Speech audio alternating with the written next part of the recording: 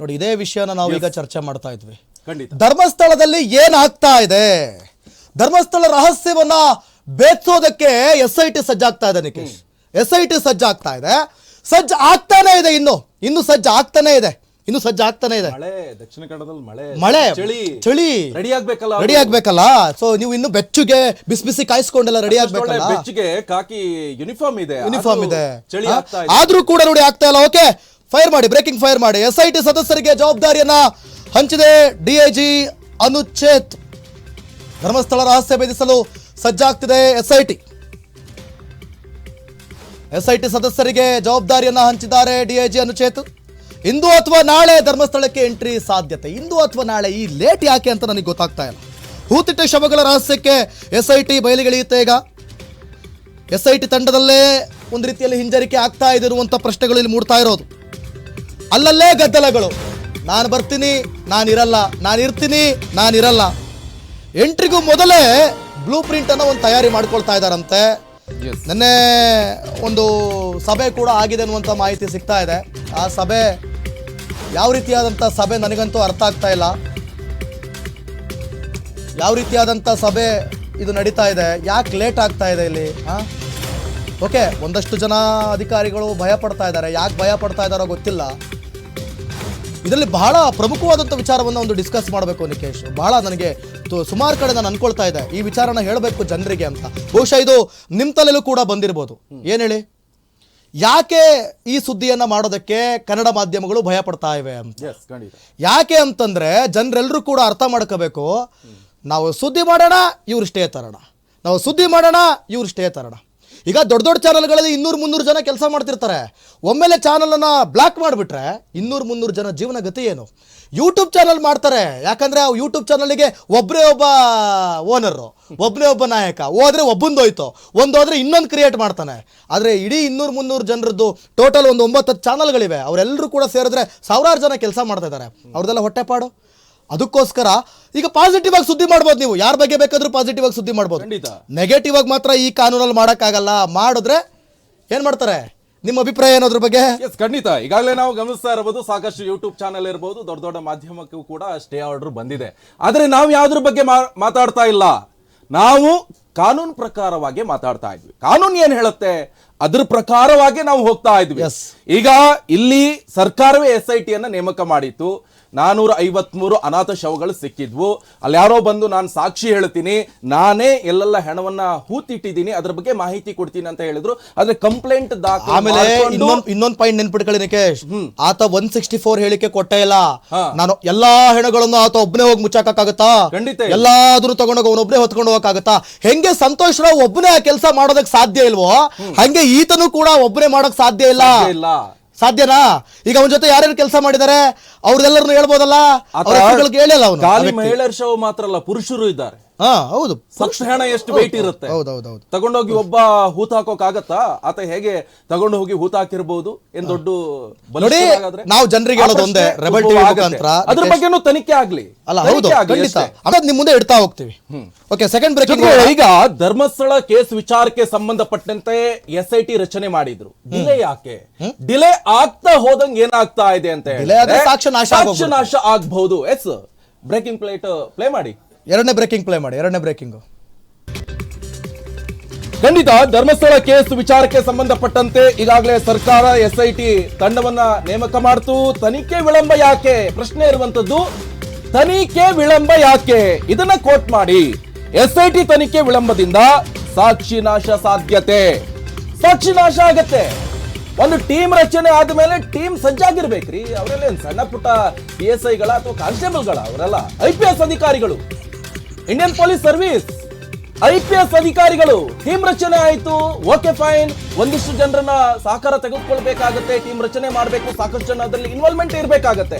ಆದ್ರೆ ತನಿಖೆ ವಿಳಂಬ ಯಾಕೆ ಅನ್ನುವಂತ ಪ್ರಶ್ನೆಯಲ್ಲಿ ಉದ್ಭವ ಆಗ್ತಾ ಇರುವಂತದ್ದು. ಅಲ್ಲಿನ ಗ್ರಾಮಸ್ಥರು ಹೇಳ್ತಾ ಇದ್ದಾರೆ, ತನಿಖೆ ವಿಳಂಬ ಆಗ್ತಾ ಇದ್ದಂಗೆ ಸಾಕ್ಷ್ಯ ನಾಶ ಆಗತ್ತೆ, ಸಾಕ್ಷ್ಯ ನಾಶ ಆಗುವಂತ ಸಾಧ್ಯತೆ ಇದೆ ಅಂತ ಅಲ್ಲಿನ ಸಾರ್ವಜನಿಕರು ಹೇಳ್ತಾ ಇದ್ದಾರೆ.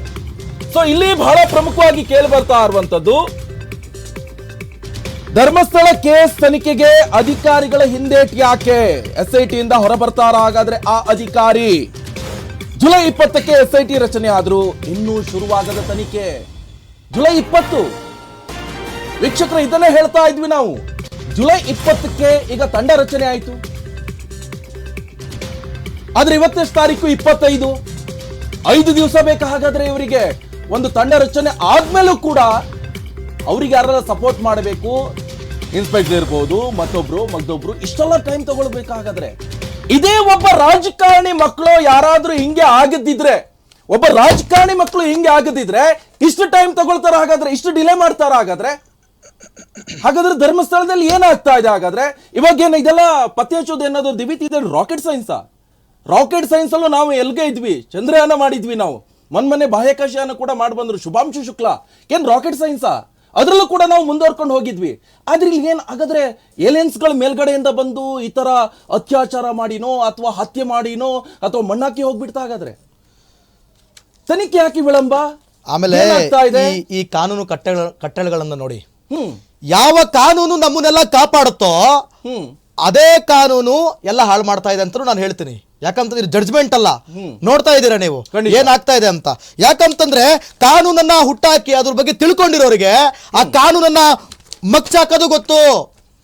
ಕಾನೂನು ತಿಳ್ಕೊಂಡವರಿಗೆ ಆ ಕಾನೂನು ಹಿಂಗೊಂದು ಲೈನ್ ಇದೆ, ಈಗ ಹಿಂಗೊಂದಿದೆ, ಈ ರೀತಿಯಾಗಿ ತಪ್ಪನ್ನ ಮಾಡಿದ್ರೆ ಈ ರೀತಿಯಾದ ಶಿಕ್ಷೆ. ಆ ಶಿಕ್ಷೆಯಿಂದ ತಪ್ಪಿಸಿಕೊಳ್ಳೋದಕ್ಕೆ ಯಾವ ಪಾಯಿಂಟ್ ಇದೆ, ಆ ಲಾ ಪಾಯಿಂಟ್ ಕೂಡ ಅವ್ರಿಗೆ ಗೊತ್ತಿರುತ್ತೆ. ಕಾನೂನು ತಿಳ್ಕೊಂಡವರಿಗೆ ಕಾನೂನನ್ನ ಮುಚ್ಚಾಕೋದು ಗೊತ್ತಿರುತ್ತೆ. ಯಾವ ಸಾಕ್ಷಿನ ನಾಶ ಮಾಡಿದ್ರೆ ಎಲ್ಲಿ ನಾವು ಬಚಾವಾಗ್ಬೋದು ಅನ್ನೋದು ಕೂಡ ಗೊತ್ತಿದೆ. ಆದ್ರೂ ನಿಮ್ಗೆಲ್ರಿಗೂ ಗೊತ್ತು, ಧರ್ಮಸ್ಥಳದಲ್ಲಿ ಹಿಂದೆಯಿಂದಲೂ ಕೂಡ ನಾವು ಕೇಳ್ಕೊಂಡು ಬಂದಿರುವಂತಹ ಪ್ರಕರಣಗಳಿದೆಯಲ್ಲ, ಈ ಪ್ರಕರಣಗಳು ಮುಚ್ಚೋಗ್ಲಿಕ್ಕೆ ಕಾರಣ ಏನು? ನೆಗ್ಲಿಜಿಯನ್ಸ್.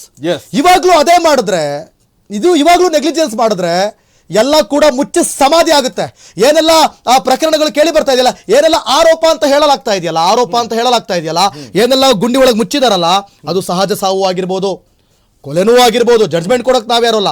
ಆದ್ರೆ ಸಹಜ ಸಾವಾಗಿದ್ರೆ ಓಕೆ, ಅಕಸ್ಮಾತ್ ಕೊಲೆಗಳಾಗಿದ್ರೆ ಎಲ್ಲ ಮುಚ್ಕೊಂಡು ಹೋಗುತ್ತೆ. ಉತ್ತರ ಕೊಡೋರು ಯಾರು? ಅವಾಗ ಕಾಲ್ ಕಟ್ಟಿ ಹಾಕಿದ್ರು, ಕೈ ಕಟ್ಟಿ ಹಾಕಿದ್ರು, ಅದನ್ನು ಹೇಗೆ ಸಾಮೂಹಿಕವಾಗಿ ಒಂದು ಸಹಜ ಸಾವಂತ ಆಗತ್ತೆ? ತನಿಖೆ ಎಷ್ಟು ಮಟ್ಟಿಗೆ ಮಾಡಿದ್ರು? ಇದೆಲ್ಲ ಪ್ರಶ್ನೆ ಮೂಡ್ತಾ ಇರುವಂತದ್ದು. ಇದೇ ವಿಚಾರಕ್ಕೆ ಸಂಬಂಧಪಟ್ಟಂತೆ ಇನ್ನೊಂದು ಅಪ್ಡೇಟ್ಸ್ ಕೂಡ ಸಿಗ್ತಾ ಇದೆ. ಬ್ರೇಕಿಂಗ್ ಪ್ಲೇ ಮಾಡಿ. ಈಗ SIT ಈಗ ಸಿಬ್ಬಂದಿ ರಚನೆ ಮಾಡಿದ್ರು, ಸೊ ಜೊತೆಗೆ ಮ್ಯಾರಥಾನ್ ಮೀಟಿಂಗ್ ಮಾಡ್ತಾ ಇದ್ದಾರೆ ಅನುಚಿತ್ ಅವರು. SIT ಸಿಬ್ಬಂದಿಗೆ ಕೆಲಸವನ್ನ ಹಂಚಿಕೆ ಮಾಡಿದ್ದಾರೆ ಅನುಚಿತ್. ಸೊ ಇಂದು ಅಥವಾ ನಾಳೆ ಧರ್ಮಸ್ಥಳಕ್ಕೆ ಟೀಮ್ ಹೋಗುತ್ತೆ. ಇಂದು DCR, ESP ಸೈಮನ್ ನೇತೃತ್ವದ ತಂಡ ಕೂಡ ಭೇಟಿಯನ್ನ ಕೊಡಲಿದೆ. ಧರ್ಮಸ್ಥಳದ ಸುತ್ತಮುತ್ತ ಹೂತಿಟ್ಟಿರುವಂತಹ ಶವಗಳ ಬಗ್ಗೆ ತನಿಖೆ ಆರಂಭಗೊಳ್ಳುತ್ತೆ. ಸೊ ಶವಗಳನ್ನ ನಾನೇ ಹೂತಿದ್ದೀನಿ ಅಂತ ಒಬ್ಬ ಅನಾಮಿಕ ವ್ಯಕ್ತಿ ಈಗಾಗಲೇ ಮಾಹಿತಿಯನ್ನ ಕೊಟ್ಟಿದ್ದಾನೆ. ಅನಾಮಿಕ ನೀಡಿದ ಹೇಳಿಕೆಯನ್ನ ಆಧರಿಸಿ ಸ್ಥಳೀಯರು ಕೂಡ ಸಾಕಷ್ಟು ದೂರುಗಳನ್ನ ಕೊಟ್ಟಿದ್ರು. ಜೊತೆಗೆ ಕೇಸ್ನ ವಿವರಣೆ ಹಾಗೆ ದಾಖಲೆಯನ್ನ ಪಡೆಯಲಿದೆ ಇದೇ SIT ತಂಡ. ಶೀಘ್ರವೇ ದೂರುದಾರರ ಭೇಟಿ ಮಾಡಿ ಮಾಹಿತಿಯನ್ನ ಸಂಗ್ರಹ ಮಾಡಲಿದ್ದಾರೆ. ಅನಾಮಿಕ ಹೇಳಿಕೆ ಅಂತ ಹೂತಿಟ್ಟ ಶವಗಳ ಶೋಧ ಕಾರ್ಯ ಕೂಡ ನಡೆಸಲಾಗುತ್ತೆ. ಜೊತೆಗೆ SITಗೆ ನೇರವಾಗಿ ದೂರು ಬಂದ್ರೆ ವಿಚಾರಣೆ ಮಾಡ್ತೀವಿ. ಇಲ್ಲೊಂದು ಅವಕಾಶ ಇದೆ ಸಾರ್ವಜನಿಕರಿಗೆ, ಡೈರೆಕ್ಟ್ ಆಗಿ ನೀವು ಕೂಡ SITಗೆ ಕಂಪ್ಲೇಂಟ್ ಕೊಡಬಹುದು. ಇಲ್ಲಿ ಬಹಳ ಪ್ರಮುಖವಾಗಿ ಇಲ್ಲೊಂದು ಅವಕಾಶ ಇದೆ. ಈಗ ಒಬ್ಬ ಅನಾಮಿಕ ವ್ಯಕ್ತಿ ಏನೋ ಬಂದು ಕಂಪ್ಲೇಂಟ್ ಕೊಟ್ಟಿದ್ದಾನೆ, ಆತನ ಮಾಹಿತಿಯನ್ನ ಆಧಾರವಾಗಿ ಇಟ್ಕೊಂಡು ಈಗಾಗಲೇ ತನಿಖೆಯನ್ನ ಶುರು ಮಾಡಿದ್ದಾರೆ SIT ತಂಡ. ಆದ್ರೆ ಸಾರ್ವಜನಿಕರಿಗೆ ಒಂದು ಅವಕಾಶ ಇದೆ, ಇದ್ರ ಬಗ್ಗೆ ನೀವು ಕೂಡ ಹೋಗಿ ಕಂಪ್ಲೇಂಟ್ ಕೊಡಬಹುದು. ಅದ್ರ ಬಗ್ಗೆನೂ ಕೂಡ ತನಿಖೆಯನ್ನ ಆರಂಭ ಮಾಡುತ್ತೆ. ಇದೊಂದು ಸದಾವಕಾಶ. ಎಂಡ್ ಪಾಯಿಂಟ್ ಹೋಗ್ತಾ ಇದೆ. ಧರ್ಮಸ್ಥಳ ವಿಚಾರಕ್ಕೆ ಸಂಬಂಧಪಟ್ಟಂತೆ ಇಷ್ಟೊಂದು ದೊಡ್ಡ ಮಟ್ಟದ ಸದ್ದು ಸುದ್ದಿ ಆಗ್ತಾ ಇದೆ, ಅದು ಕೂಡ ರಾಷ್ಟ್ರ ಮಟ್ಟದಲ್ಲಿ.